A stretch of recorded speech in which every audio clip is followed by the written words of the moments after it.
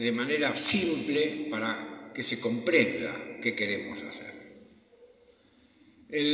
Con el correr de los años, yo siempre he hecho filosofía, con el correr de los años siempre he llegado a la conclusión que los que hacemos filosofía, al lado de los que hacen política estrictamente, incluso los agentes políticos, agentes sindicales, uno hace el papel de papanata, ¿no? Que habla de grandes cosas, y después todo eso se pierde. Pero esto me ha ayudado a pensar sobre una disciplina que podría ser útil tanto a la filosofía como a la política. Entonces la denominamos metapolítica. Esto ya hace muchos años, cuando sacamos allá por los mediados de los años 90 una revista llamada Disenso. ¿Y por qué decíamos disenso? Porque nosotros disentíamos. Disentíamos con el orden político, con los gobiernos, con el orden económico, con el orden cultural, el orden social. Y queríamos plantear otra visión, otra alternativa, otra versión de lo que podía ser la política, lo político y el orden económico, el orden cultural. Ahí empezamos a trabajar con un grupo también de gente que estaba en la revista y, constituimos esta neodisciplina o una nueva disciplina que es la metapolítica. ¿En qué nos apoyábamos nosotros, esta disciplina? El hombre tiene dos rasgos fundamentales que lo separa del resto de los animales, de los seres vivientes como la planta y de las cosas, ¿no? Que son la racionalidad y la libertad. En la racionalidad ustedes saben que se distingue, en la razón hay dos funciones fundamentales, que una es la función teórica o intelectual y otra la función del entendimiento, que es el que se usa para trabajar con los medios, con las cosas. El hombre con el entendimiento delibera, es decir, piensa sobre los medios. Un técnico, un tornero, lo que sea, delibera, piensa sobre la materia que va a transformar en una matriz, por ejemplo, ¿no? Y en el orden intelectual, el orden intelectual es cuando se ocupa de los principios, se ocupa de las causas, se ocupa de la sustancia. Entonces, en filosofía siempre se enseña que el conocimiento fundamental es el conocimiento sobre la esencia, sobre la sustancia, no sobre los accidentes. Pero esto es en el orden intelectual. En el orden práctico-político se plantea, la sociedad contemporánea plantea un tema fundamental, que es el condicionamiento del pensamiento. Todos nosotros los que estamos acá tenemos un pensamiento condicionado. ¿Condicionado por qué? Condicionado por las circunstancias, condicionado por lo que se llaman los relatos. Entonces nos cuentan una serie de relatos. Por ejemplo, el relato del progreso, ¿no? Entonces nosotros, hoy piensa el progresismo en general. ¿Por qué hay que ser progresista? Porque hay que estar en la cresta de la ola. Cuando el progreso, entendido puntualmente, es el paso de lo peor a lo mejor. Cuando uno pasa de lo peor a lo mejor, ahí progresa. Pero el progreso se da en general, cuando tomado en sentido estricto. Yo no soy un antiprogresista, pero les quiero mostrar que se desvirtuó la idea de progreso.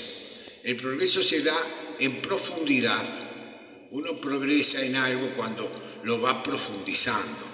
Y progresa también cuando uno internacionalista va trabajando el interior de uno mismo, la conciencia o el espíritu. Entonces uno va progresando. Por eso se dice que en la vida intelectual, en la vida espiritual, el que no avanza retrocede. Esto es lo que se plantea en términos filosóficos. ¿Qué sucede? Entonces recibe este falso mensaje del progreso, por ejemplo. El otro condicionamiento es la religión, los derechos humanos. Se transformó en una religión cívica, en una religión política. Los derechos humanos no son derechos universales. ¿Por qué no? Porque no pueden ser. Lo que existe son los derechos de los pueblos. Los derechos son siempre de los pueblos. Los derechos no son de la humanidad. La humanidad no tiene manos ni pies, decía Kierkegaard. La humanidad no existe como tal. Existe el género humano, pero no la humanidad. La humanidad, ¿quién la encarna? La encarnan los pueblos. ¿Me entienden? Entonces, la metapolítica que estudia casualmente eso, el derecho de los pueblos. Cuando, por ejemplo, nos colocan con la idea del consenso, que tanto... ¿Consensúan quiénes? Consensúan los poderosos, consensúan los que están de acuerdo antes. ¿Qué es lo que plantean los pueblos? Los pueblos siempre plantean el disenso, plantean otra versión. Y los dirigentes, por eso se dice que son la metapolítica, como dijo muy bien acá la compañera, estudia las grandes categorías que condicionan la acción política de los dirigentes. Nuestros dirigentes tienen condicionada la cabeza por estos falsos relatos. ¿Me explico? Nos hablan, por ejemplo, del multiculturalismo. Entonces dice, no, ahora nosotros descubrimos que existen los indios, por un lado, existen los gays, por el otro lado, existen los terraplanistas, gente que sostiene que la Tierra es plana, existen los antivacunas, que dicen que la vacuna no lo vacuna, existen tribus. Nos han creado, el multiculturalismo ha creado tribus, pero nosotros no somos una multicultura, nosotros somos una intercultura, una interculturalidad. En cada uno de nosotros, los argentinos nativos, argentinos criollos, argentinos inmigrantes, argentinos negros, blancos, colorados, azules, amarillos y todo lo que quieran ponerle. Somos una intercultura. ¿Por qué? Porque nosotros mismos viven varias culturas. Nosotros somos una síntesis cultural. Nosotros somos una simbiosis.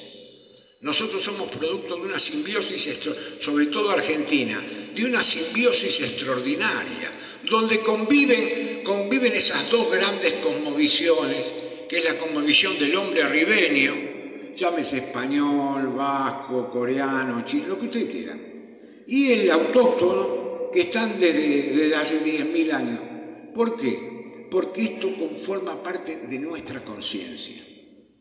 Nuestra conciencia es una simbiosis de dos cosmovisiones que se han hecho una sola. Y en esta conciencia, ¿qué conviven? En esta conciencia convive el tiempo americano originario, que no lo entienden los ingleses, los norteamericanos no lo entienden. Nosotros pasamos el tiempo, nosotros nos juntamos para esto, nosotros nos juntamos en el café para charlar, con los amigos a tomar un vino, dormimos la siesta. ¿Por qué? Porque para nosotros el tiempo no es time is money, el tiempo no es dinero. Para nosotros el tiempo es una especie de madurar con las cosas. Por eso el Martín Fierro dice por ahí, el tiempo es solo tardanza de lo que está por venir, dice el Martín. ¿Qué quiere decir? El tiempo para nosotros no es una urgencia. Nos tomamos el tiempo. Nosotros somos dueños y esto nos viene de la matriz americana más profunda. Y por otra parte, nosotros tenemos una visión jerárquica de la vida. Hay quien manda y quien obedece. Hay cosas que valen más y cosas que valen menos. No es lo mismo un tango tocado por Troilo que yo cuando iba al colegio primario tocaba el triángulo con un fierrito y un triángulo tenido. ¿Por qué? Porque hay una jerarquía cultural. Esta jerarquía cultural la rompe la idea de sostenia. Y sostenia cultural, iso quiere decir igual, quiere decir aquello que todas las culturas son iguales. Lo mismo un burro que un gran profesor, como dice Discépolo. No, hay manifestaciones culturales superiores y manifestaciones culturales inferiores. Esto es lo que nosotros de alguna manera heredamos de Europa a través de toda esa conciencia bajo medieval que vino con los gallegos hace 500 años. Y así podemos seguir con otros temas, por ejemplo, el tema de la técnica. Hoy la sociedad plantea la técnica se aleja de sus propios creadores. Esto ya se dieron cuenta al final de la Segunda Guerra Mundial, cuando la razón calculadora, que era la expresión de la razón máxima, produce algo que fue contradictorio, que fue las bombas atómicas de Hiroshima y Nagasaki. ¿Por qué? ¿Por qué uno se opone a eso? ¿Porque sea pro-japonés? No, yo no soy. Nos oponemos porque produjo el mal en el inocente. Cuando tiraron las bombas, después no solo murieron los que estaban ahí abajo, que podían ser combatientes probablemente, sino que murieron por varias generaciones por la radioactividad. Entonces el hombre levantó el caballo y dijo, no, acá está pasando algo. Acá la razón entra en contradicción consigo misma. Y cuando la razón entra en contradicción, ya la razón no es todo. Hay otros elementos que forman parte del conocimiento del hombre, como pueden ser los sentimientos, como pueden ser las intuiciones. Hay otra razón, otra.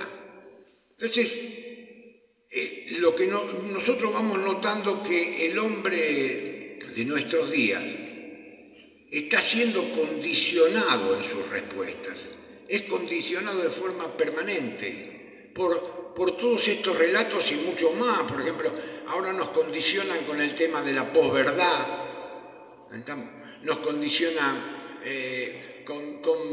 con el tema de la crisis, nos hablan de crisis, estamos en crisis, y los políticos estamos en crisis, vamos a salir de la crisis. No, nosotros no estamos en crisis.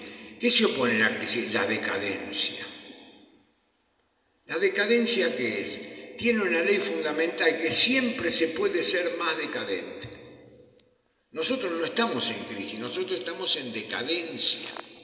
Por eso vemos, por ejemplo, ahora, en esta última elección, el pueblo, nos guste, así nos diferencia, somos el agua y el aceite con Milei. Un tipo que dice que la justicia social es un robo, nosotros no tenemos nada que hablar, porque toda la vida hemos sido justicialistas y sostenemos que la justicia social es el objetivo último y primordial de todo buen gobierno.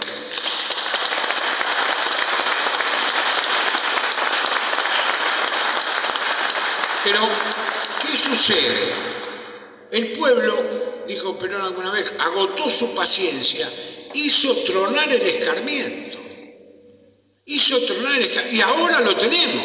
Pero lo tenemos ¿por qué? Porque nosotros lo pusimos. No es que lo puso otro, los poderes internacionales. No, ahora se venderán los poderes internacionales. Pero nosotros lo pusimos por nuestra incuria, nuestra incapacidad de gestionar la política, nuestra capacidad de ser honestos. Entonces, la metapolítica que hace estudia estas categorías que yo le estoy nombrando y muchas más. El pluralismo, por ejemplo. ¿El pluralismo dónde se da? El pluralismo se da en el mundo, pero ¿en dónde? En las grandes ecúmenes.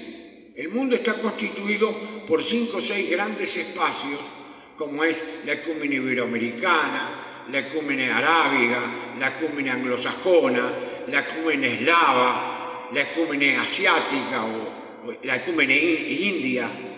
Entonces, ese es el pluralismo del mundo. El mundo no es un universo, que somos todos iguales porque llevamos adelante la democracia y los derechos humanos. Eso es una imbecilidad, porque hay otro tipo que se manejan con otras pautas. Tenemos que respetar las otras pautas, aunque no las compartamos, porque el pluralismo se da ahí, no se da en el seno de la nación histórica. La nación histórica tiene una tradición propia, como es la tradición argentina. Nosotros somos el único pueblo hispanoamericano que tiene un poema épico, que es el Martín Fierro. Ningún pueblo hispanoamericano, desde México a Tierra del Fuego, tiene un poema épico. Esto lo dijo Lugones en 1913. ¿Qué quiere decir? Que nosotros, decía Lugones, somos de la raza de Hércules. Miren, Chupe, y lo estaba escuchando el presidente en ese momento, que era Roque Sáenz Peña. Los ministros se miraban y decían, este es un loco. ¿Cómo le dice que de la raza de Hércules? ¿Por qué? Porque los griegos tuvieron su poema, que era la Ilíada y la Odisea. Y nosotros, después de los griegos, estuvo el Mio Cid para los gallegos y la Chanson de Román para los franceses. Pero nosotros en América fuimos el primer pueblo que se dio un poema épico. ¿Qué quiere decir el Martín Fierro? El meollo del Martín Fierro, ¿cuál es? Martín Fierro, no es, ustedes tienen que leerlo, no es otra cosa que el pueblo.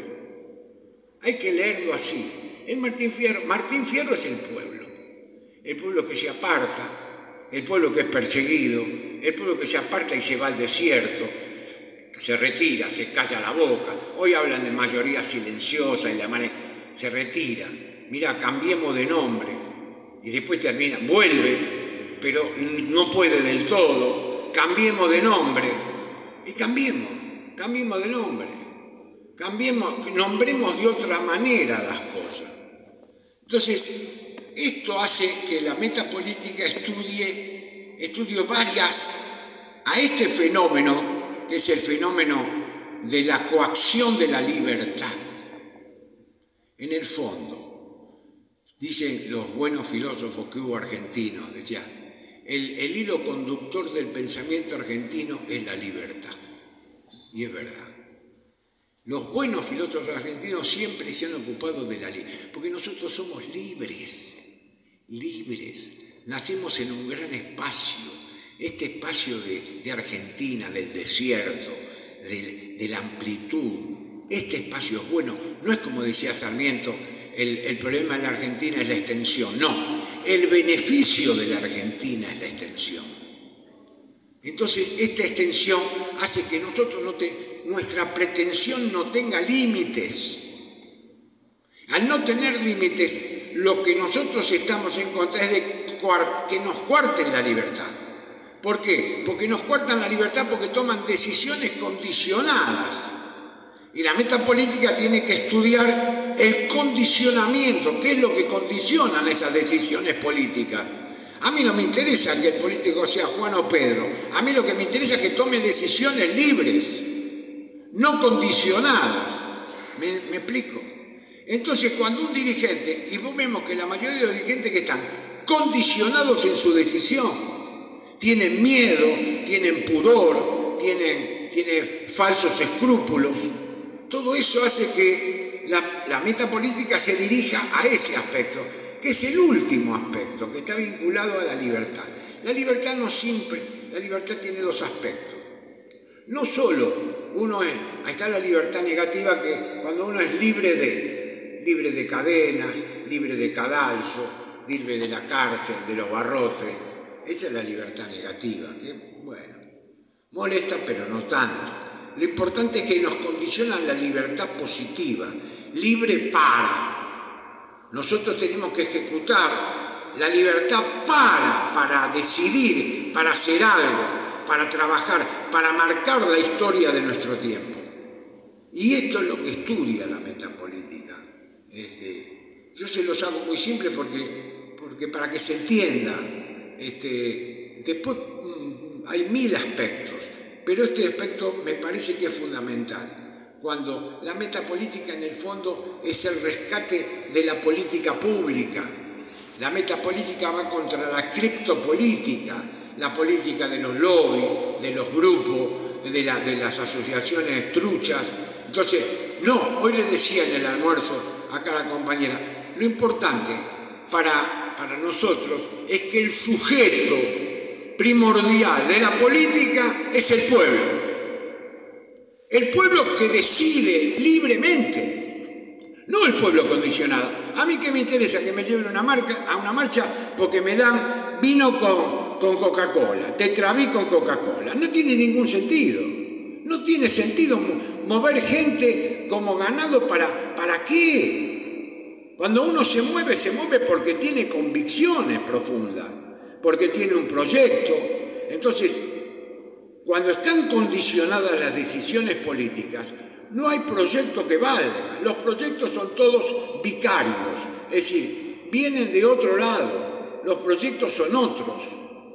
Entonces, si la meta política está para eso, para ver que nosotros tenemos una nación histórica, que es la nación argentina, que tiene luchas que vienen desde la época de la liberación de Argentina del yugo español. Desde esa época viene. Entonces, y todas las etapas de la historia, usted, que es breve, porque son 200 años, es relativamente breve la historia de la Argentina republicana, es muy breve, se puede estudiar, cualquiera lo sabe.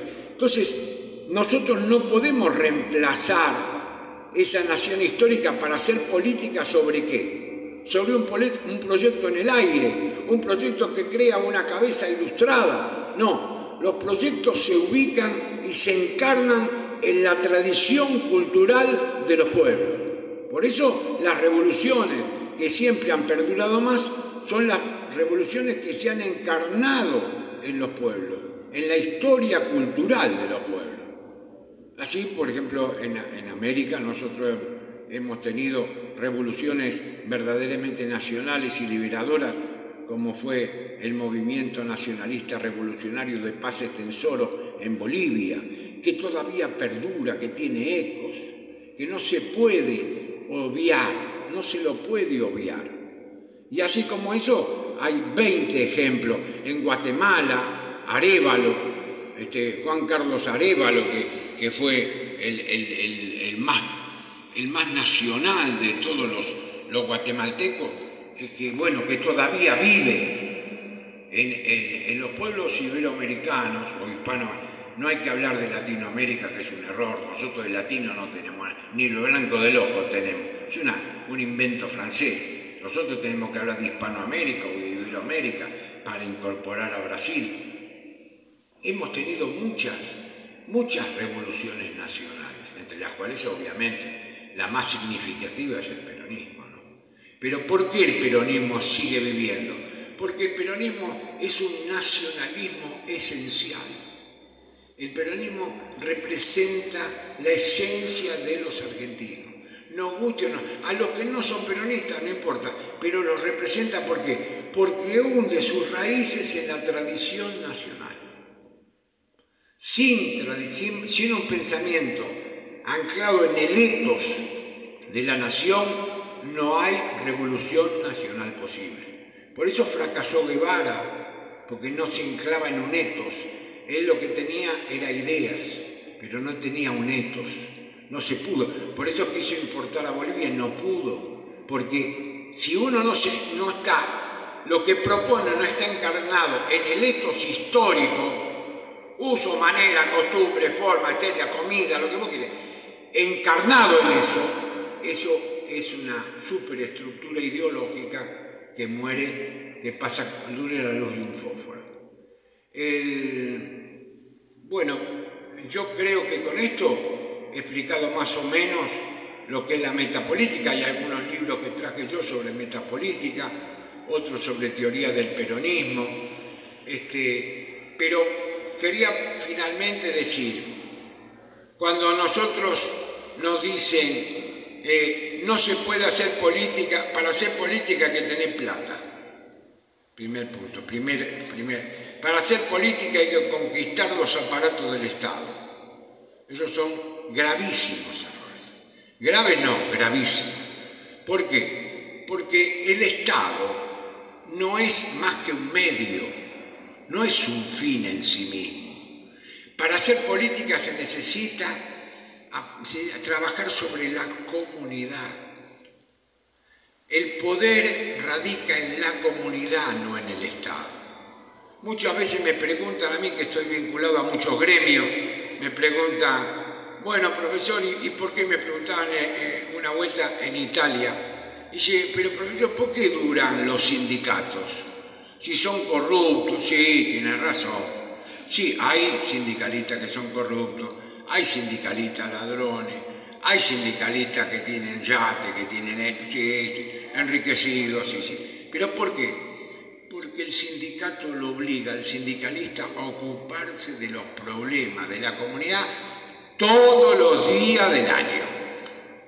Todos los días del año. Acá hay por lo menos veo un sindicalista. Todos los días del año se tiene que levantar y tiene que ir y resolver problemas. La representación, ahora quieren que los sindicatos no sean democráticos. Los sindicatos pueden ser democráticos si lo eligen los delegados, pero básicamente el sistema no es el sistema del partido político, porque el partido político lo elige y tiene un discurso que no compromete. Entonces, tiene un discurso que es para la ocasión, pero después no resuelve los problemas. Cuando uno tiene que resolver los problemas, ahí está el carácter existencial. Cuando uno, y por eso le digo yo a Yerbe, que está en un buen movimiento y yo lo apoyo absolutamente, le digo, Martín, seguí trabajando sobre la comunidad, en la comunidad. Tenés que tener un partido para la elección, pero trabajá porque el poder lo vas a encontrar ahí. Hoy estamos reunidos acá, mucha gente, algunos son de los gremios y otros son de la mayoría de la comunidad. No son del partido político peronista o radical o lo que sea, no, son miembros de la comunidad. Entonces, esto es lo que, por eso el peronismo tenía una frase, una verdad, miren ustedes lo que me acuerdo, la verdad 18, bueno, yo también, dice, constituimos un Estado descentralizado, un gobierno centralizado y un pueblo libremente organizado. ¿Qué quiere decir?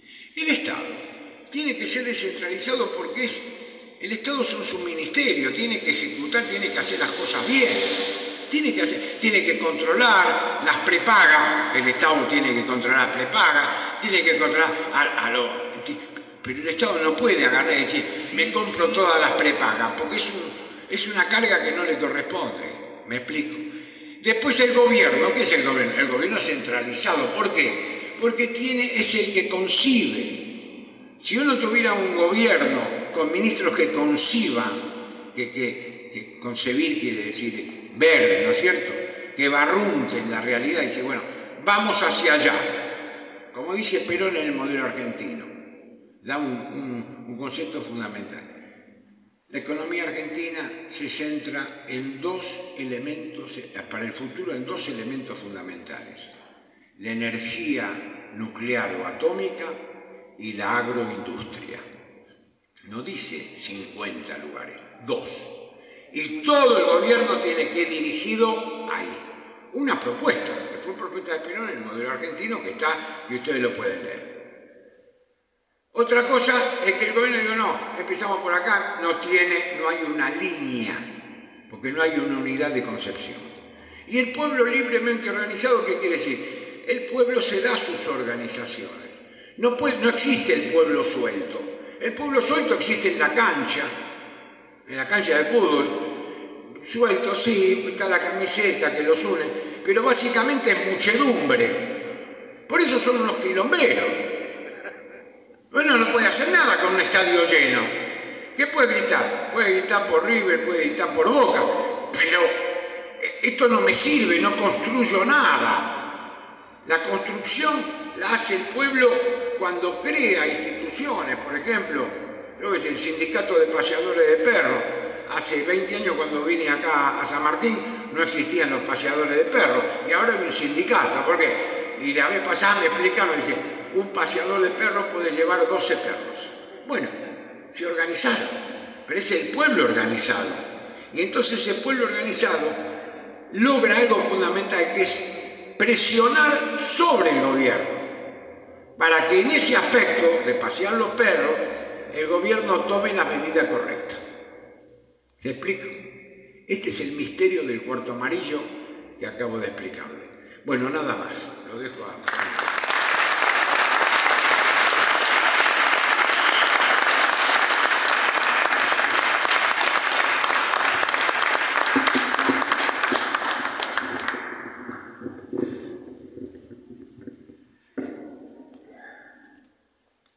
Buenas tardes, voy a agradecer a la Unión Obrera Metalúrgica que nos recibe en este espacio que ha recuperado del régimen de usura internacional que tiene como objetivo, a través de la División Internacional del Trabajo, de subordinar a la Argentina a ser mero proveedor de materias primas sin valor agregado y que se dedica a bombardear nuestras fábricas, nuestro trabajo a diario.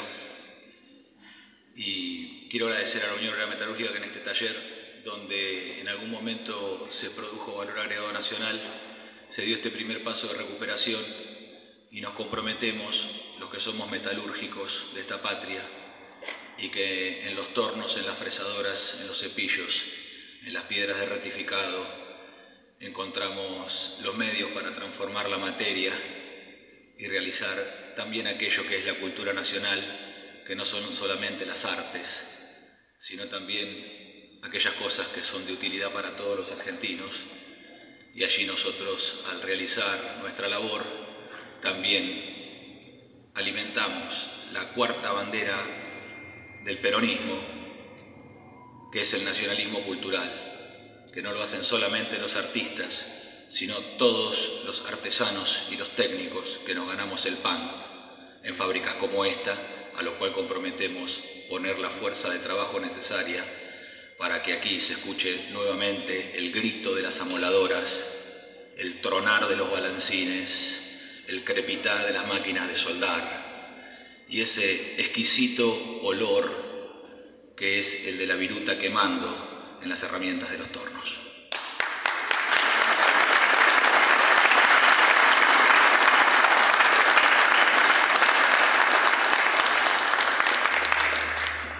De Naides sigo el ejemplo.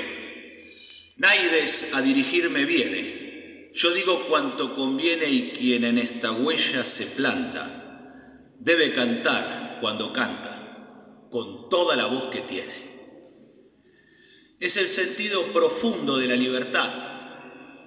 Es el sentido profundo de la libertad que en la Biblia gaucha, así como el general Perón manifestó que la doctrina nacional justicialista la encontró en el seno del pueblo y no fue producto de su idea, sino de la observación objetiva del alma del pueblo argentino. Hay otro filósofo conductor, que es Alberto Buela, que ha encontrado la teoría del disenso en estos simples versos gauchos de nuestra Biblia de argentinos. Ahí está el sentido profundo de la libertad del criollo y desde ahí nosotros remontamos con nuestros moros pampa la inmensidad de nuestra patria. El modelo argentino para el proyecto nacional no es hacer doctrina sobre doctrina, porque hace muchos años, por lo menos 50, que hay algunos que se han fabricado un oficio que es hacer doctrina de doctrina, los doctrinarios. No ha pasado nada, no ha dado ningún resultado. El país está totalmente en manos extranjeras y la Argentina, al igual que Alemania, es un país ocupado. Nosotros resistimos la ocupación imperial anglosajona de nuestros principales enemigos, que son Estados Unidos e Inglaterra, con el general Perón, que no quiso arreglar, que no se quiso subordinar al acuerdo de Yalta entre los yanquis, los rusos y los ingleses. Pero cuando el general Perón pasa la inmortalidad y el golpe que se da contra la primer mujer presidente de la historia de la humanidad, que es Isabel Martínez de Perón, María Estela Martínez de Perón, que preclaramente dijo: el golpe no es contra mí, el golpe es contra las chimeneas que levantó Perón. Allí sí sobrevino los términos de Yalta. En un avance moderno de la tecnociencia y de las fuerzas del capital, para lo cual ya estaba creado otro instrumento de usura internacional, que no es solamente el prestamista, que es la figura más clara para cualquiera, pero el usurero universal no es meramente aquel que presta dinero para vivir de la miseria del otro. El máximo nivel de usura es la usura espiritual. Esa usura espiritual nosotros la vemos a diario, incluso en el barrio. Y no estoy hablando de dinero ni de propiedades, estoy hablando de aquellos que viven de la miseria de los demás, de la miseria del alma, de la carencia del espíritu, de la falta de... Porque el ángel caído es la imagen plena y total de la decadencia, que nunca termina de caer, que siempre puede caer más y puede precipitarse como un rayo hacia un fondo infinito. Y sobre la base de esa usura espiritual está la usura material, que es el prestamista, que puede verse en los organismos multilaterales de crédito, en las grandes corporaciones financieras internacionales, pero también se pueden ver en otros regímenes, que es necesario que los argentinos estudiemos, nos preparemos, porque Perón lo dijo claramente en algunos elementos de la doctrina. Perón decía, para conducir es necesario sentir y comprender. Pero aquel que siente va a tener que estudiar para comprender, porque no le va a alcanzar con sentir. Y aquellos que solamente comprenden, si es que no sienten, que le piden a Dios que los haga buenas personas. Porque esos que comprenden son los que gobiernan la Argentina hace 50 años, porque boludos no son. Saben lo que pasa, pero no sienten.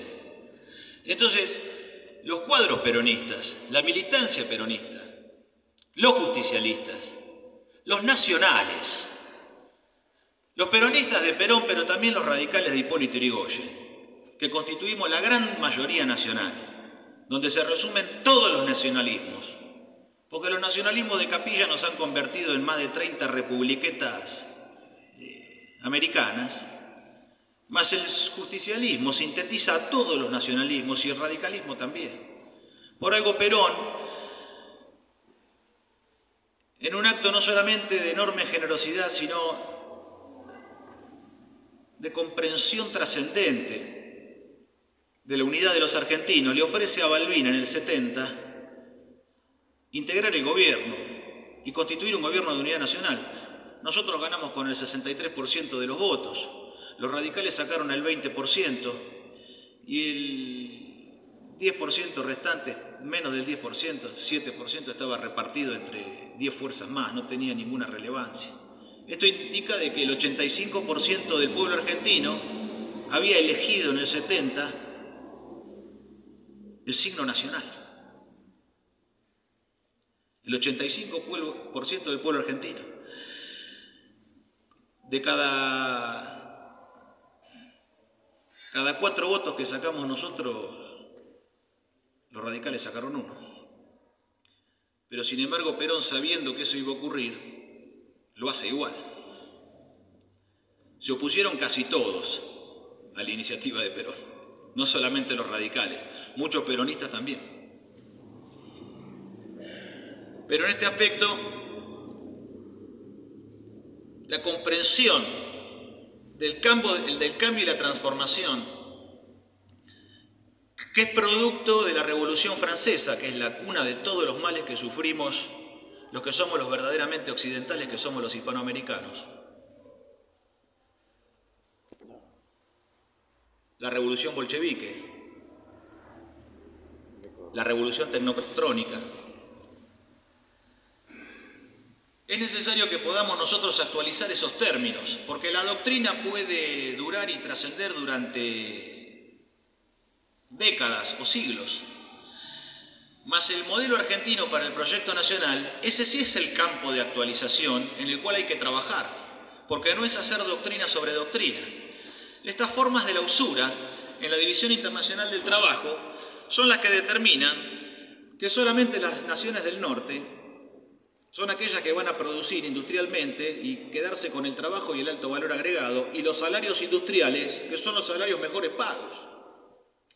Mientras que los países como la Argentina deben ocupar el rol de abastecedores de materias primas. Eso también es una forma de la usura. El régimen de obsolescencia programada fue advertido por Perón en el modelo argentino sin utilizar el término obsolescencia programada, pero Perón ya estaba explicando que había técnicas de producción que fabricaban productos que tenían una corta vida, un pronto vencimiento, para tener atrapado a los pueblos en un ciclo de producción inútil y de consumo absurdo, por lo cual tener que producir para consumir y atraparlos en la cárcel material del demiurgo y no poder ejercer la libertad que se realiza en el tiempo libre. Entonces, el modelo argentino para el proyecto nacional, por el cual hemos levantado hace 50 años de que Perón lo lanza el 1 de mayo del 74, volvemos a levantar esa bandera para llevarla adelante hacia la victoria, hasta que en esta patria vuelva otro criollo a mandar, y que mediante la movilización total del trabajo, por fuera del dominio extranjero que nos pretende imponer a nosotros una condición colonial, dentro de la División Internacional del Trabajo, dentro del régimen de obsolescencia programada, dentro del régimen de propiedad intelectual de las patentes, que quememos todos esos papeles que son el contractualismo utilitarista, materialista, nominalista y ateo del inglés, para que los argentinos, con nuestra propia ley, que es la ley de argentinos, que es la preferencia por nosotros mismos, como criollos que somos, nos lancemos a la movilización total del trabajo, que es la fuerza espiritual del pueblo trabajador, para alcanzar el pleno empleo en un gobierno nacional justicialista en apenas 4 años de gobierno. Esta es la tarea del momento.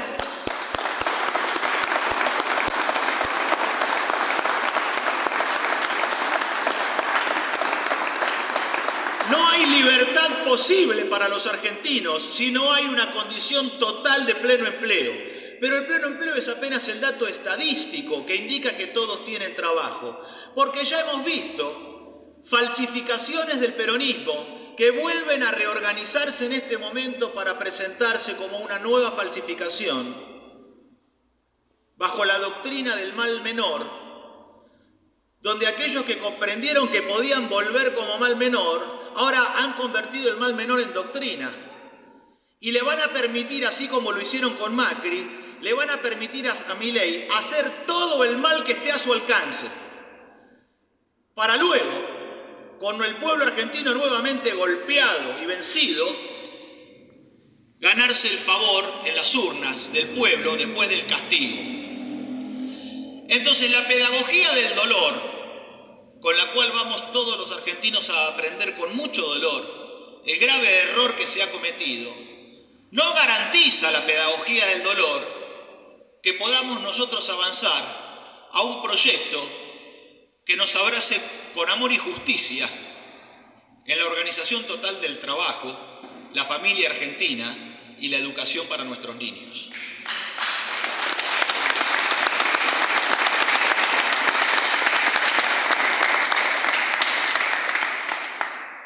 No hay garantías de que el dolor nos haga mejores. Se va a aprender seguro, pero es necesario constituir, no digo construir, digo edificar, en el profundo sentido cristiano de la palabra. Edificar.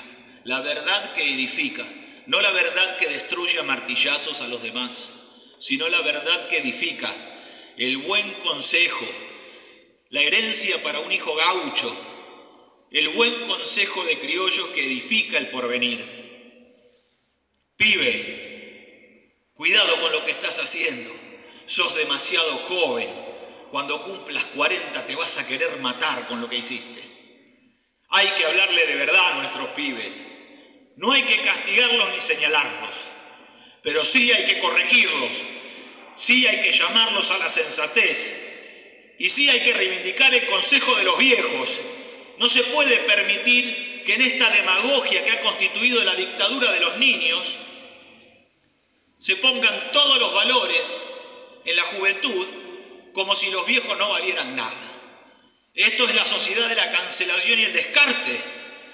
No lo podemos permitir, porque cuando uno es joven tiene energía, tiene muchas ganas, pero no quiere decir que tenga sabiduría.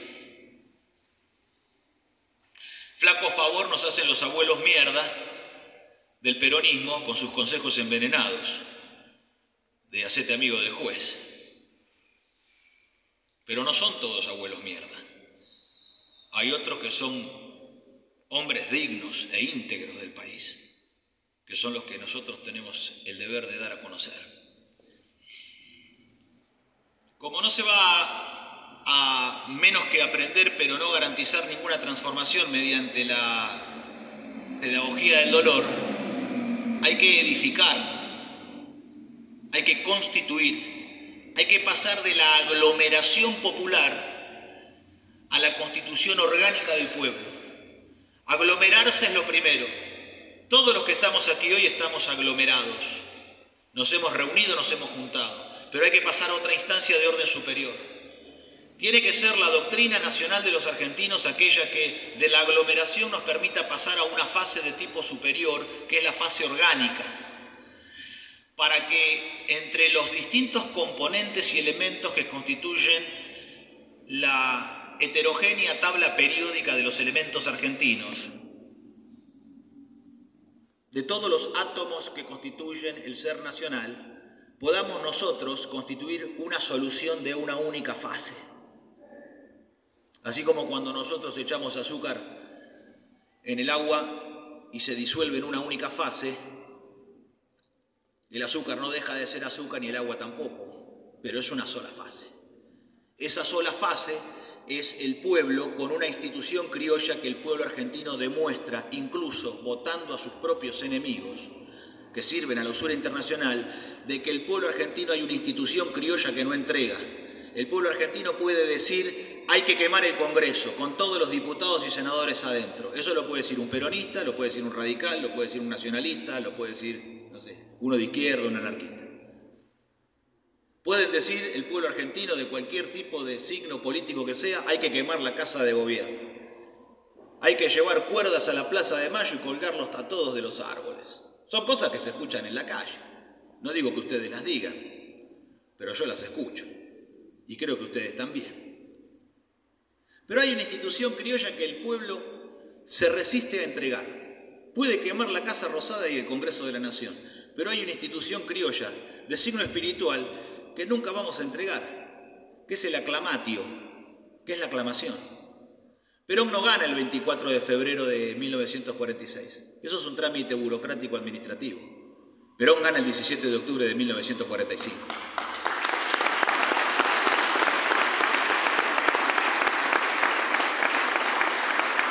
Si nosotros sabemos reconocer que hay una institución criolla que está en el corazón de todo argentino, tenemos que marchar a que el cabildo de los argentinos sea el cabildo de la aclamación. Esa es nuestra institución y el encuentro multitudinario de ese cabildo es el camino interior de cada uno de nosotros hacia la edificación de mediante volver a reunir las lanzas nacionales, pasar por las aguas bautismales de la doctrina nacional, alimentando con proyecto el modelo argentino para el proyecto nacional de todas esas lanzas nacionales, de manera natural, por ley orgánica, por ley natural. Una de esas lanzas se constituye en la lanza mayor de todos los argentinos. Dice Ricardo Iorio, es la lanza y es la sangre del caudillo la que mueve mi motor. Por eso, en el modelo argentino, el trabajo a construir tiene que estar no solamente en la lectura y en el dejarse impactar por la doctrina de Perón, Tanto la comunidad organizada, tanto el manual de conducción política, tanto el modelo argentino y todos los textos de Perón, la hora de los pueblos, la fuerza del derecho de las bestias y un sinnúmero de textos de Perón que son tantos que uno no los recuerda todos. Eso para los que dicen que el peronismo es una cosa así nomás de tradición oral. El marxismo-leninismo castrista, con conducción de gobierno en la Argentina, dice que el peronismo es así nomás. Cuando Perón además dejó todo por escrito. Y eso tiene signo superior. No solamente es un realizador, también es un filósofo conductor. Entonces, en la contemplación y el dejarse impactar por la doctrina sin cuestionarla, porque es como la lectura del Evangelio, uno no puede pensar que el Espíritu Santo va a entrar en uno si uno lee el Evangelio tratando de cuestionar. Uno tiene que dejarse impactar, tiene que abrir verdaderamente el corazón, el alma, estar con total disposición para el impacto. Y de esa manera tiene que haber un trabajo de edificación, porque Perón, cuando convoca a los argentinos al modelo argentino, como hoy planteó Noelia en el inicio, presentarnos con las manos desarmadas, con los espíritus desarmados, porque hay que reemplazar la agresión por la idea, y debe ser la idea la única arma de lucha entre los argentinos, porque para un argentino no hay nada mejor que otro argentino. Tiene que ser en el modelo argentino la edificación de ese proyecto, porque es no solamente el testamento político de Perón, es el llamamiento que nos hizo y al cual evidentemente hace 50 años que nadie acude. No se ha acudido al llamado de Perón. Perón llamó a los argentinos. Entonces es el tiempo de acudir al llamado de Perón.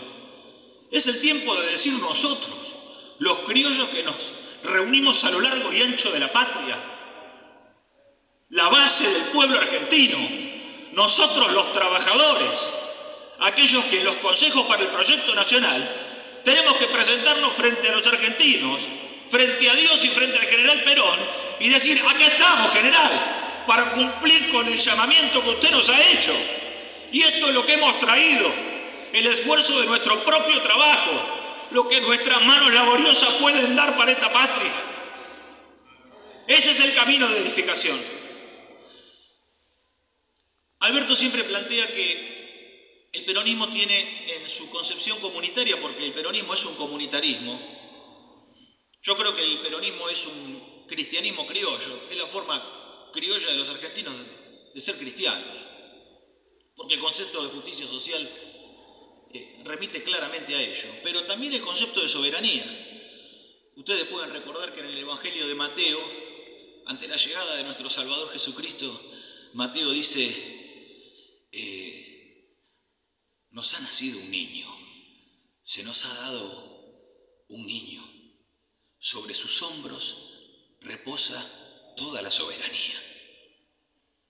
Nuestra idea de soberanía no es la idea de un nacionalismo imperialista, no es la soberanía de ejercicio de dominio sobre los otros, sino es el dominio total del espíritu del hombre. Y entre la comunidad organizada que nosotros buscamos alcanzar y el individuo, en el medio de ese proceso, hay otro alemán, Carl Gustav Jung, que plantea que hay un proceso que es la individuación, donde yo afirmo mi ser, afirmo mi propia persona, mi yo, mi personalidad, pero solo lo puedo hacer junto al otro y en el otro. No puedo yo ser solo aislado. Yo puedo afirmarme incluso en mí mismo, en mi propio ser, pero junto al otro. Entonces ese camino de individuación, que no es el camino del individualismo, es el camino de libertad que el argentino preserva en su personalidad, pero que solo la puede realizar en una comunidad que está organizada. Y para nosotros la comunidad organizada tiene que tener como eje rector el trabajo, porque el hombre sin el trabajo no es nada. El hombre sin trabajo es un alienado. El hombre que no tiene trabajo es un desesperado, es un hombre que no tiene mañana. Todos los días son el mismo día, todos los días son iguales a otros. Entonces, para nosotros significa que en los términos en el cual el mundo está predicando desde Inglaterra y que aquí tiene sus reproductores ideológicos, diciendo que estamos en la era del fin del trabajo, incluso hay dirigentes de los movimientos sociales que plantean, reuniendo desocupados, le dicen a los desocupados que reúnen en los movimientos sociales que vivimos en la era del fin del trabajo.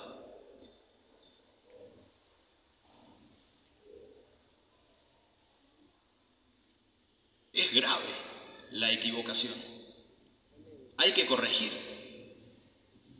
No creemos que haya mala intención, porque quien dedica el tiempo propio a los demás, evidentemente debe ser por un sentido solidario y de trascendencia espiritual. Pero eso no quiere decir que las ideas sean pésimas. Y si las ideas son malas, hay que señalarlo. No porque nosotros nos creamos mejores, sino porque lo que es necesario es otra cosa. Entonces no vivimos en la era del fin del trabajo, vivimos en el dominio del usurero, que es el que nos quiere dejar sin trabajo, porque el usurero en definitiva lo que quiere es tomar nuestra libertad, y quitarnos el trabajo es esclavizarnos y depender de la ayuda y la dádiva de la conducción política del Estado, que ha constituido una nueva oligarquía en la Argentina. Todos conocemos la oligarquía terrateniente poseedora de la tierra. Bueno, hoy hay una nueva oligarquía que es la poseedora del Estado y vive de las rentas del Estado. Entonces ese orden oligárquico es el que los hace sentirse más que nosotros. Ellos creen que son más que nosotros, que ellos son los que nos dan derechos. Fíjense la falsificación del peronismo actual. Ellos son los que nos dan derechos. ¿Dónde se ha visto? Nosotros aprendimos que nuestro pueblo fue conquistando los derechos. Y además los derechos que ellos dicen dar a nosotros no nos sirven ni para limpiarnos el culo. No tienen ningún tipo de utilidad práctica los derechos que nos dan. Que se los guarden todos. No los necesitamos. Nosotros tenemos que volver a la Argentina de las obligaciones. No militar la Argentina de los derechos. Tiene que haber un cambio de signo rotundo. Hay que girar 360 grados el timón del barco y tomar otra dirección, otro rumbo de navegación. Hay que volver a la doctrina no de los derechos, sino de las obligaciones. Cada argentino tiene que producir por lo menos lo que consume. Cada argentino tiene que producir por lo menos lo que consume. Y la conducción de gobierno tiene que velar porque cada argentino pueda ejercer el libre derecho a trabajar. Y para hacerlo tiene que nacionalizar el comercio exterior y la banca.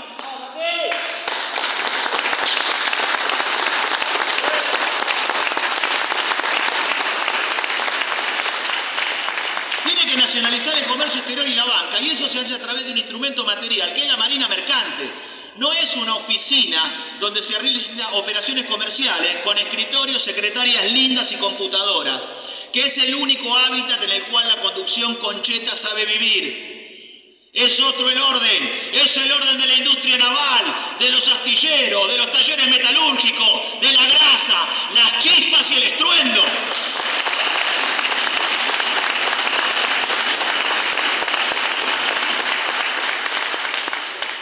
Ese es el orden industrial de la vida, porque en el tronar, como decía en algún momento los fundadores de Forja, de la Fuerza Oriental, Fuerza de Organización Radical de la Joven Argentina, o algo así, decían, ¿por qué Forja? Y porque un país haciéndose tiene el sonido de una forja, tiembla el piso, retumba la patria. Hay que volver a hacer retumbar la patria. Y esa es la tarea de nosotros, los trabajadores. Entonces la nacionalización del comercio exterior tiene un instrumento y un vector estratégico físico que es la Marina Mercante. No existe la nacionalización del comercio exterior si no hay Marina Mercante, porque las cargas viajan en buques y las naciones que no tienen Marina Mercante dependen de las naciones que navegan. y nunca vamos a ser una nación independiente si no tenemos una poderosa marina mercante que determine el intercambio con las naciones del mundo y no solamente se apropie del flete marítimo. Hay algo que está totalmente por fuera de la imaginación de la actual clase política argentina. Las multinacionales del comercio exterior se apoderan de la renta comercial, no solamente del flete. Nadie hace un negocio por menos del 5% porque no tiene mucho sentido moverse por menos de un 5% de margen. Pero nadie tampoco quiere pagar por el comercio más de un 35% de comisión. Entonces, entre el 5 y el 35%, evidentemente hay un número que nadie de los que estamos aquí conoce porque no tenemos los balances de Cargill, de Continental, de Dreyfus, de Archer Daniels Midland, de Costco, de Hamburg Sud, de Mediterranean Shipping Company, de la compañía Maritime de Factemont, de ninguna naviera internacional. No sabemos cuál es esa tasa de ganancia comercial, pero que la hay, la hay. No son el Ejército de Salvación, no son Cáritas Internacional, no son la Cruz Roja. No lo hacen por amor a la humanidad. Como dice Alberto, abuela de la humanidad. Y tampoco es como dice esta actual clase política resignada, que dice que no existe el bien y el mal, sino que hay intereses. ¿Más qué intereses? Esto es la lucha del bien contra el mal, viejo. Y los argentinos nos tenemos que alinear en el bien. No es meramente intereses. Hay guerra espiritual y hay que alinearse en el bien. Y alinearse en el bien significa ser primero soberanos, porque nadie que no sea soberano puede predicar el bien. La libertad es condición necesaria de la moral. Quien no es libre no puede tener actos morales. Entonces, la libertad es condición necesaria de la moral. Y para que el justicialismo sea un abrazo de amor y justicia a todos los pueblos y naciones del mundo, tenemos que los argentinos ser libres, porque no vamos sino a poder abrazar con amor y con justicia a nadie, porque siendo esclavos no podemos realizar los actos morales, como nuestra santa Eva Perón lo realizó con el pueblo español, manifestando que siempre que exista una espiga de trigo en el campo argentino, los argentinos la compartirán con sus hermanos españoles.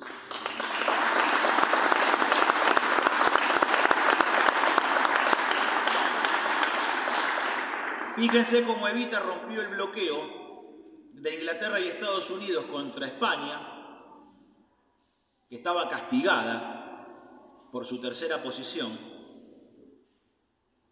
que no es la misma que la de Perón, tampoco la de los alemanes, ni la de los italianos, ni tampoco la de los libios, ni tampoco la de los egipcios. Son de tercera posición, pero nosotros tenemos el mejor.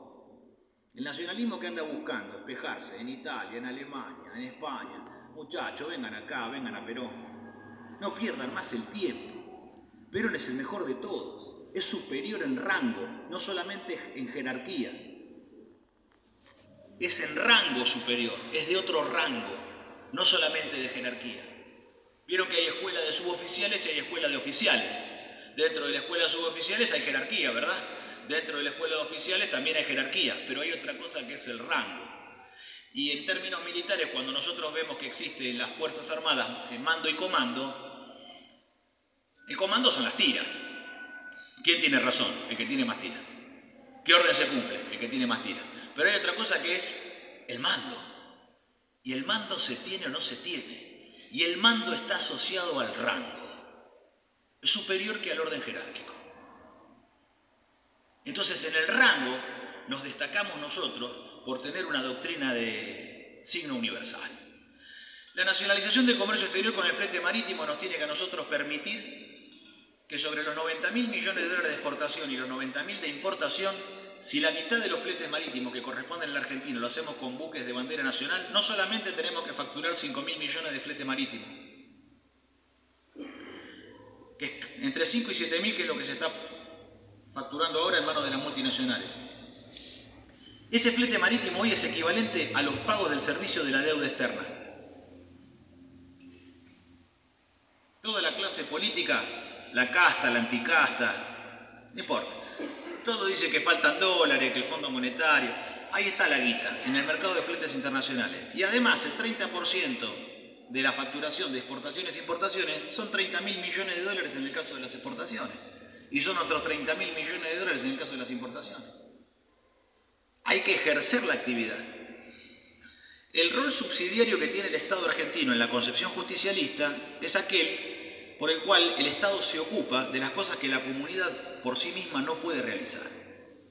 Bueno, eso es una parte. Los productores de corderos de Guatraché, al sudeste de La Pampa, que hacen los mejores corderos del mundo, por el tipo de pastura y la sedimentación, porque La Pampa estaba sumergida en el mar y eso hace que la salitre que tiene esa tierra, el sabor de la carne sea exquisita, tienen un grave problema que es no tener agua. Y dependen de Mendoza. Por algo la enemistad entre pampeanos y mendocinos desde hace siglos. Bueno, hay que terminar con eso, pero la obra no la pueden hacer los productores, van a tener que vender el campo para hacer el acueducto, es absurdo. La tiene que hacer el Estado y no importa lo que cueste y lo que valga, hay que hacerlo, porque hay patriotas ocupando el territorio y produciendo. Pero además, hay otra concepción que hay que resaltar, que es la concepción de dominio, que tiene que ver con el rango. Hay que dominar las actividades. El que no domina la técnica termina siendo un atormentado como Heidegger, que ve que la tecnociencia se ha constituido en un leviatán, en un monstruo, en un golem, que domina al hombre y lo tiene aprisionado. Pero no existe tal entidad. Atrás de la tecnociencia hay mandos ocultos. Es como la inteligencia artificial. No hay ninguna inteligencia, ni mucho menos es artificial. No es inteligencia, es el mayor acto de plagio sobre el conocimiento humano, donde se reúne a través de procesadores y programas a toda velocidad algo que simula ser inteligencia, pero que lo que es una gran compilación. Tampoco es artificial, hay mandos ocultos. Y sobre la tecnociencia también hay mandos ocultos. Lo que pasa es que el capitalismo, la sinarquía internacional, conduce tirándonos el aparato por delante y nosotros pensamos que es ese aparato, que es ese leviatán, que es ese golem con el cual nosotros tenemos que luchar. Pero atrás, ¿quiénes están? Los mismos de siempre. Nunca un González. Nunca un González. Entonces, en este aspecto, el dominio de los argentinos sobre la técnica es determinante como nosotros mantenemos un ejemplo vivo que es la Comisión Nacional de Energía Atómica. Nosotros manejamos el ciclo completo de la energía nuclear. Producimos combustible, hacemos minería de uranio, enriquecemos, producimos combustible, agua pesada. Tenemos la mayor planta de agua pesada del planeta Tierra, que es 3 veces más grande que el segundo que sigue a cola nuestra, que son los canadienses. Fabricamos nuestros propios reactores nucleares. Estamos por dar un salto de vanguardia con el RA10 en el caso de la irradiación de silicio de uso electrónico para producir microchips con dopaje de silicio. Eso es un escalón tecnológico que nos va a poner a nosotros en una frontera en la cual están solamente 6-7 naciones del mundo. En el caso del CAREM es un reactor modular compacto, 32 megas son, Angelito, de 32 megas, que puede ser montado lejos de una fuente de agua. No necesita un río o un embalse, como Embalse Río Tercero o como Atucha en Lima, en el Paraná, sino que puede ser montado en un desierto, porque por su sistema de refrigeración por convección, que es una idea argentina, es una idea argentina, de ese tipo de ideas brillantes de los argentinos, que no son las ideas de los yanquis que están alimentadas por guita, por cosas monstruosas que consumen mucho y que gastan, y que es eso que decía Perón en el modelo argentino. No son sociedades de consumo, son sistemas organizados desde el despilfarro.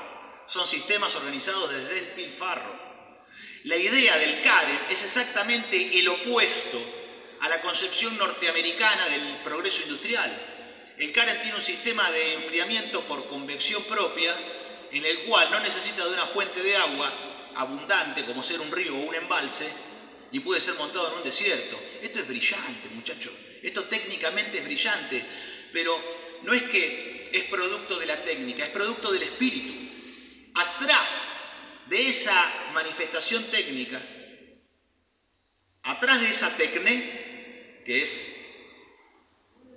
el entendimiento del desarrollo instrumental de las cosas por la mano del hombre, está la ciencia, que está en el conocimiento y la razón. Pero dominando a la tecné y a la ciencia y a la razón, atrás de eso lo que está empujando es el espíritu argentino. Es una idea nacional, es una espiritualidad nuestra. Tuvimos una marina mercante poderosa, la tenemos que recuperar. Como ustedes conocen, tenemos proyectos de ley que duermen el sueño de los justos en la Cámara de Diputados desde hace décadas. Tenemos que constituir gobierno. Si no constituimos gobierno, en esta partidocracia demoliberal nunca se van a aprobar. En la puta vida no lo van a aprobar. Algunos nos preguntan, ¿y para qué lo presentás, Martín? Para firmar un compromiso por escrito con el pueblo argentino. Para decirle al pueblo argentino, nosotros queremos hacer esto y lo ponemos por escrito y lo presentamos a las autoridades. Y eso a nosotros nos compromete de puño y letra. Nosotros no planteamos un país para todos, de todes, coso, vamos, juntos, cambio. No, hay que recuperar la reserva de carga de flete marítimo, facturar para la marina mercante. Hay que poner 150.000 hombres en la industria naval argentina. Hay un plan ferroviario para integrar desde Palpalá, Jujuy, en Altos Hornos Zapla, bajando por una vertical en la cordillera de los Andes, como pueden apreciar en ese hermoso mapa bicontinental bioceánico, que el primero que lo publicó en la historia de la nación fue el general Perón, en la década del 50. Y ese mapa bicontinental bioceánico tiene que unir a La Quiaca, Palpalá, Jujuy, Altos Hornos Zapla, pasando por las 11 provincias cordilleranas con el yacimiento carbonífero fiscal de Río Turbio en Santa Cruz. Ese ferrocarril federal andino, junto con un ferrocarril federal atlántico que vaya desde Puerto Punta Loyola en Santa Cruz hasta San Antonio Este, donde hay conexión ferroviaria con la red central, tiene que generar un perímetro ferroviario nacional que conquiste con logística el territorio argentino ante el proceso de fragmentación inminente que se cierne sobre nosotros por el asedio de Estados Unidos, Inglaterra e Israel sobre la Patagonia Austral, para lo cual hay un grupo de gobernadores que han creado la República Unida del Sur y que han nombrado un presidente. Cuidado con lo que están por hacer, porque los que ya tenemos casi nada para perder, que hemos perdido rancho, caballo y mujer, no tenemos ningún problema en ir a servir con nuestra sangre si osaran intentar dividir nuestro territorio.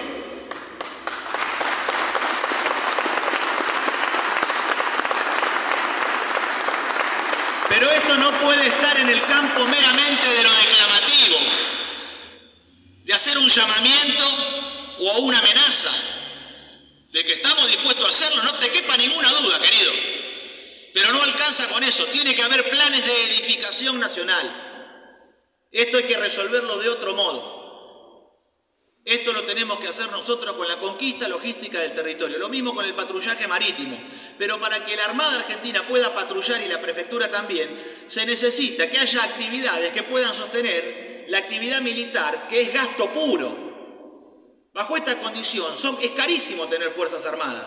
Pero si nosotros tuviéramos una poderosa flota pesquera de más de 1000 embarcaciones, podríamos hacernos de la proteína animal del Atlántico Sur y a partir de ahí sostener el sistema de defensa en el Atlántico Sur con aviones de alerta temprana, cazas interceptores, buques de patrullaje, corbetas misilísticas, para así dominar el Atlántico Sur y defender la Antártida frente al vencimiento del Tratado Antártico en el 2041, donde Inglaterra, Estados Unidos, a través de la OTAN y las Naciones Unidas, van a intentar crear un protectorado. Estos tienen el 70% del continente antártico. Quieren quedarse con el 100%. Hay que unirse con Chile y con Brasil. Y en la creación de una corporación antártica iberoamericana, donde no entren estas colonias francesas, ni holandesas, ni inglesas, ni ninguna cosa por el estilo, iberoamericanas, tienen que hablar en español o falar en portugués. Pero desde ese punto de vista, mantenemos a los enemigos por fuera de esta corporación antártica e integramos a todas nuestras naciones hermanas en una corporación científica antártica para proteger y blindar el continente blanco frente al vencimiento del Tratado Antártico, pero además eso hay que sostenerlo económicamente con una flota pesquera que sobre la reserva de carga y pesca del Pacífico y del Atlántico, desde el Mar Caribe, en la frontera norte marítima del Pacífico y del Atlántico, de México hasta el Polo Sur, esa reserva de carga permite un cabotaje 100% de bandera iberoamericana y una pesca reservada para nuestros países hermanos, incluso los que no tienen salida al mar como Bolivia y Paraguay. Todos a navegar bajo la generosidad del signo de nacionalidad, del signo del arquetipo común, que es el gaucho argentino, así como el montubio en Ecuador, así como el llanero en Colombia y Venezuela, así como el charro en México y el guaso en Chile. El gaucho argentino se integra con todos sus hermanos de igual condición en el arquetipo y a través de la gauchada argentina realizamos esta obra de bien de unidad continental. Por último, el modelo argentino lo que requiere es una traza general nacional. El conflicto logístico es el conflicto que va a determinar la liberación o la dependencia. En el arte de la guerra hay una serie de disciplinas que son la estrategia, la táctica, la logística y la inteligencia, que hacen al arte de la guerra. Trabajan las cuatro en simultáneo, pero desde la Segunda Guerra Mundial, a través de aquello que el más grande pensador alemán que ha tenido los tiempos ha definido como la tormenta de acero, las magnitudes, como explicó Alberto, han logrado que ya la guerra ha tomado otra condición a través de los factores de escala y que las bombas de Hiroshima y Nagasaki matan en instantes a cientos de miles y las generaciones por venir. Eso es la tormenta de acero. Ese es el aumento del factor de escala de la técnica. Ese aumento del factor de escala de la técnica requiere que nosotros, frente al concepto de guerra total que propone el imperialismo anglosajón, nosotros debemos organizar la defensa total. Y la defensa total es la concepción de la movilización total de todos los elementos, todos los órganos, todos los componentes de la Argentina, que son todos los argentinos y sus instituciones, en la defensa nacional. Esta es la verdadera y auténtica concepción argentina de nación y pueblo en armas. Y esa concepción argentina de nación y pueblo en armas la ejecuta el Estado empresario argentino a través del corporativismo justicialista. Y este corporativismo justicialista tiene evidencias. Perón en el 74 crea la Corporación de Empresas Nacionales. La Corporación de Empresas Nacionales del 74 y 75 se constituyó en el 15º holding a nivel internacional del mundo occidental. Estaban las multinacionales norteamericanas, las inglesas, las francesas, las alemanas, las italianas. Y número 15 estaba la Corporación de Empresas Nacionales de la Argentina. Eso es la evidencia de la Argentina potencia, que la izquierda niega y que los liberales también. Dicen que somos exagerados y que somos agrandados los peronistas. Es como ser doblemente argentino. Dicen, los argentinos son agrandados y los peronistas son peores. No, ahí está la evidencia, empíricamente verificable, de que la Corporación de Empresas Nacionales reunió a todas las empresas del Estado, que eran la Dirección General de Fabricaciones Militares con todas las fábricas militares de acero, Alto Cerro Zapla, Somisa, la Fábrica Argentina de Aleaciones Especiales, Sidinsa, que reunía toda la estructura del aparato químico pesado, que es de gran escala y que no puede hacerlo una pyme argentina. Por eso el rol subsidiario del Estado que plantea Alberto, industrialmente nosotros lo denominamos dominio. Los industrialistas, los fabriqueros, lo denominamos dominio, porque no es solamente un rol de subsidiariedad. La pyme argentina no puede montar una petroquímica. ¿Por qué? Porque el nivel de inversión es de capital intensivo, es demasiado grande la inversión para poder sostenerlo un empresario pyme argentino. Y como aquí no hay burguesía nacional, sino pyme, el único modo por el cual nosotros podemos realizar estas obras de independencia económica es a través de las empresas del Estado. No queda otra, muchachos. Esto lo creó Perón en la década del 40 con el general Savio. las 14 fábricas militares de la Dirección General de Fabricaciones Militares, que no hacían solamente armamento bélico, producen ácido sulfúrico y ácido nítrico, que son